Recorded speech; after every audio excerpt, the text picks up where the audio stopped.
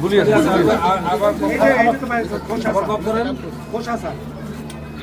যে গত 17 তারিখে দুপুর আনুমানিক 12টা 10 মিনিটের সময় জিয়া দেওয়ান এবং মামুন এই দুটি গ্রুপ হলো SAS যে একটা ফ্যাক্টরি আছে জিরাবো আশুলিয়া সেই জায়গাতে কার্টুন এবং জুট নিয়ে একটা তাদের মধ্যে দ্বন্দ্ব হয়।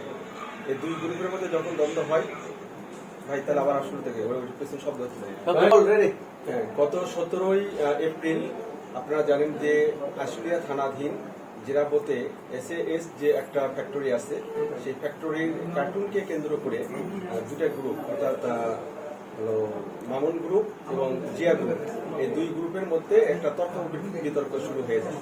তো এই তর্ক বিতর্কের এক পর্যায়ে জিয়া তার হাতে থাকা অবৈধ একটা পিস্তল ছিল সেই পিস্তল দিয়ে ফাঁকা আওয়াজ করে, এই ফাঁকা শুট করে, এই শুট করে সে সেখান থেকে পালিয়ে যায়। এরপরে আশুলিয়া থানায় একটা মামলা রুজু করা হয়।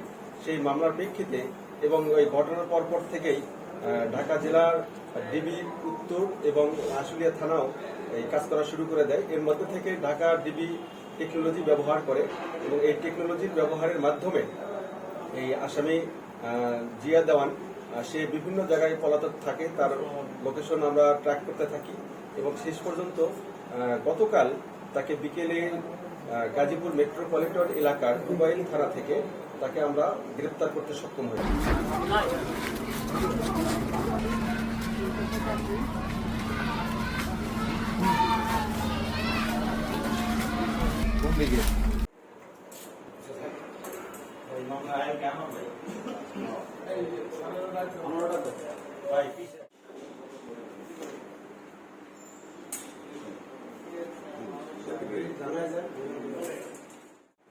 এক কাছে দাঁড়ান লংই তো নিতে না হাঁটাবো হয়েছে বলতে আচ্ছা পিস্তলটা এত মনোযোগ দিয়ে লাভ নাই, পিস্তল দেখাইলে